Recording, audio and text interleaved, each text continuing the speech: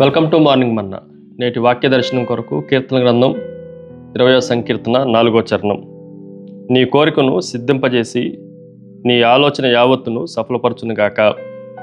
మరొకసారి దేవుని అమోఘమైన వాగ్దానం, మన పట్ల ఆయన కలిగి ఉన్న ప్రేమ, ఆయన మనకు కావలసిన వాటిలన్నింటినీ సమకూర్చటంలో ఆయనకున్న ప్రణాళిక, ఆయన ఆశీర్వాదాల సంపూర్ణత ఈ వచనంలో మనం గమనించవచ్చు. 4 ప్రాముఖ్యమైన విషయాలు ఈ ఉదయకాల సమయంలో మనం గ్రహించాలి. Number 1, it is a Jehovah's gift, Jehovah బహుమతి. మొట్టమొదటిది మనం జాగ్రత్తగా మే హీ గ్రాంట్ అన్న మాట మనం జాగ్రత్తగా ఆలోచన చేస్తే, ఆయన మీకు అనుగ్రహించును, అనుమతించును, సిద్ధింపజేసి అన్న మాట తెలుగు బైబిల్లో రాయబడింది. ఆయన మనకు కావలసిన వాటిలన్నింటినీ, మన కోరికలన్నింటినీ, మన హృదయ వాంఛలన్నింటినీ ఆయన అనుమతించాడు, అనుగ్రహిస్తున్నాడు, సిద్ధింపజేస్తున్నాడు అన్న సత్యాన్ని మనం గ్రహించాలి. ఒక రైతు ఒక పంట పండించాలి అని అంటే చాలా విషయాలు మనం తెలుసుకోవాలి. నేలను దున్నాలి, నీరు పెట్టాలి, విత్తనం వేయాలి, దానికి కావలసిన వాటిలన్నింటినీ సమకూర్చాలి. కానీ అది పెరుగుదల అతని కష్టం మీద కానీ, అతని ప్రయాసం మీద కానీ ఆధారపడలేదు. ఒక మాటలో ఆలోచన చేస్తే, నేల, నీరు, విత్తనం ఇవన్నీ దేవుడు అనుగ్రహించినవే. వాటికి పెరగటానికి కావలసిన సూర్యరశ్మి, కావలసిన ఆక్సిజన్, ఇవి కూడా దేవుడు సమకూర్చి, మనం కష్టపడటం తప్ప అన్నీ దేవుడు ఇచ్చినవే అన్న సత్యాన్ని మనం గ్రహించాలి.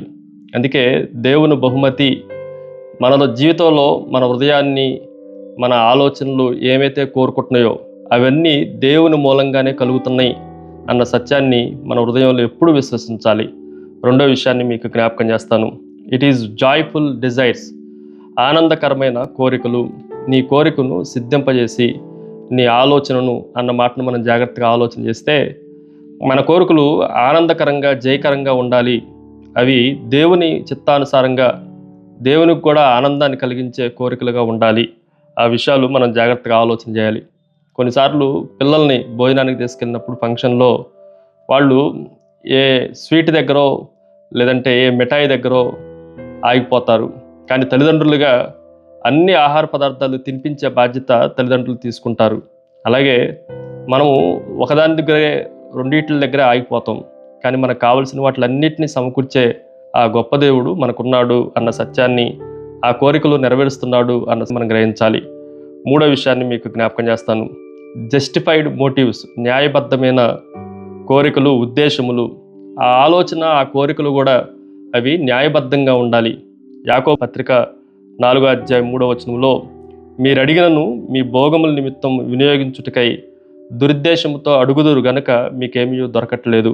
ఎందుకు మనకి దొరకట్లేదు, మన జీవితాల్లో అవి లభించట్లేదు అని అంటే దురుద్దేశంతో అడుగుతున్నాం. అందుకే మన కోరికలు, ఆలోచనలు సదుద్దేశంతో ఉండాలి అని ఈ ఉదయకాల సమయంలో మనం గ్రహించాలి. 4వది, జర్నీ ఆఫ్ ప్లాన్స్. ప్రణాళికల ప్రయాణాన్ని మనం ఆలోచన చేస్తే, మన ఆలోచన యావత్తులో, ఆ ప్రయాణంలో దేవుని మద్దతు కూడా ఉండాలి. దేవుని ఆలోచన లేకపోతే అవేవి స్థిరపరచబడవు అన్న సత్యాన్ని మనం గ్రహించాలి. ప్రార్థన.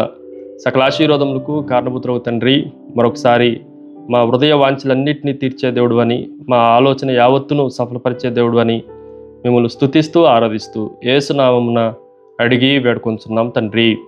ఆమెన్. God bless you.